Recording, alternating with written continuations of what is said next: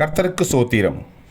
இன்றைய வேத வசனம் 1 பேதுரு 4:16. ஒருவன் கிறிஸ்தவனாயிருப்பதினால் பாடுபட்டால் வெட்கப்படாமல் இருந்து அது நிமித்தம் தேவனை மகிமைப்படுத்த கடவான். ஆமென். 1 பேதுரு 4:16. ஒருவன் கிறிஸ்தவனாயிருப்பதினால் பாடுபட்டால் வெட்கப்படாமல் இருந்து அது நிமித்தம் தேவனை மகிமைப்படுத்த கடவான். ஆமென். கர்த்தர் உங்களை ஆசீர்வதிப்பாராக, உங்களோடு கூட இருப்பாராக. ஆமென்.